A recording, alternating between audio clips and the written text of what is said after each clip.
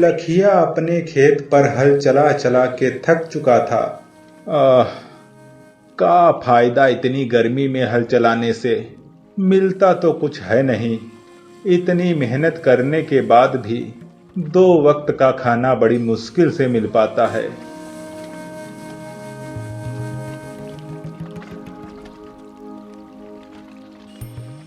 लखिया अपने बैलों को रोककर एक पेड़ के नीचे बैठकर आराम करने लगा। वह पेड़ की छाया में बैठा हुआ था, तभी उसे कुछ दूरी पर सुनहरे रंग का एक इच्छाधारी नाग दिखाई देता है, जिसे देखकर लखिया तुरंत उठ खड़ा हुआ। मैया रे मैया, ये तो सोने का इच्छाधारी सांप है। अगर ये मुझे मिल जाए तो मैं इसे बेचकर ढेर सारे पैसे कमाऊंगा और फिर हमें अमीर होने से कोई नहीं रोक सकता। वह इच्छाधारी नाग वहां से धीरे धीरे जा रहा था। तभी लखिया छुप कर उस नाग का पीछा करता है और मौका पाते ही वह नाग की पूंछ पकड़ लेता है। तभी वह नाग लखिया को लेकर आसमान में उड़ने लगा। हाय राम, कहीं ऐसा ना हो कि हमारे हाथ छूट जाएं और अमीर होने के चक्कर में मेरी जान चली जाए। हे भगवान, मुझे बचा लो। लखिया जोर जोर से चिल्ला रहा था, पर वह नाग आसमान में उड़ता हुआ नागलोक में पहुंच जाता है और नागलोक की गद्दी पर जाकर बैठ जाता है। नागलोक में पहुंचते ही वह किसान बहुत डर जाता है।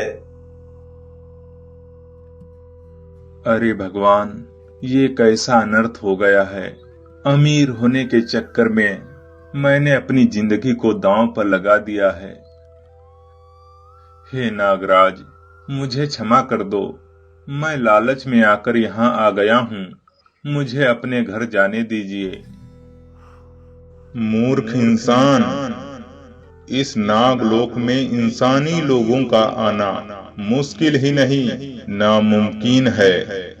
और अगर कोई भी इंसान किसी प्रकार यहाँ तक आ जाता है तो वह जीवित वापस नहीं जाता। उसे मारकर यहाँ के जल्लाद नाग खा जाते हैं और वही हाल तुम्हारा भी होगा। उस नाग की बात सुनकर लखिया की सांसें फूलने लगी। वह मन ही मन बहुत ही पश्चाताप करने लगा। तभी नागराज लखिया को मारने के लिए एक जल्लाद नाग को बुलाते हैं। वह जल्लाद नाग अपने हाथों में तलवार लेकर आता है। नागराज की जय हो। आपकी आज्ञानुसार मैं इस इंसान को मारकर इसका स्वादिष्ट खून पीऊंगा। वैसे भी मुझे इंसानी खून पिए हुए वर्षों बीत चुके हैं और ये आज बहुत ही शुभ घड़ी है कि नाग पंचमी के दिन मुझे इंसानी खून पीने के लिए मिलेगा। वह जल्लाद नाग लखिया का सर काटने के लिए उसकी ओर बढ़ता है। इधर नाग पंचमी के दिन लखिया की पत्नी मंदिर में जाकर नाग देवता पर दूध चढ़ाती है और अपने पति के लिए लंबी उम्र की कामना करती है। यह सब नागलोक में बैठे नागराज अपनी दिव्य दृष्टि से देख रहे थे और लखिया की पत्नी के दूध चढ़ाते ही नागराज बहुत ही प्रसन्न हो जाते हैं। रुक जाओ जल्लाद, रुक जाओ, अभी इसे मत मारो। नागराज का आदेश पाते ही वह जल्लाद नाग तुरंत रुक जाता है और नागराज लखिया से कहते हैं, अति उत्तम, तुम्हारी धर्म पत्नी तो बहुत ही नेक इंसान है।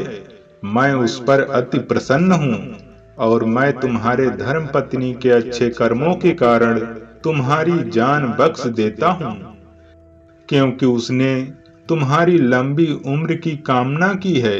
इसलिए मैं अपने भक्त अर्थात तुम्हारी पत्नी की इच्छा अवश्य पूरी करूंगा। जाओ, मैं तुम्हें जीवन दान देता हूँ। नागराज की बात सुनकर लखिया के खुशी का ठिकाना न रहा। जैसे उसे लग रहा हो कि उसे पुनर्जन्म मिला है। वह नागराज को हाथ जोड़कर प्रणाम करता है और वहां से अपने गांव की ओर आने लगा। और जैसे ही लखिया अपने घर पहुंचता है तो वह देखकर आश्चर्यचकित हो जाता है, क्योंकि उसके झोपड़ी की जगह पर एक सुंदर आलीशान घर बना हुआ था। अब उसके घर में किसी भी प्रकार की कोई कमी नहीं थी। लखिया को नागराज की कृपा समझने में जरा भी देर नहीं लगी।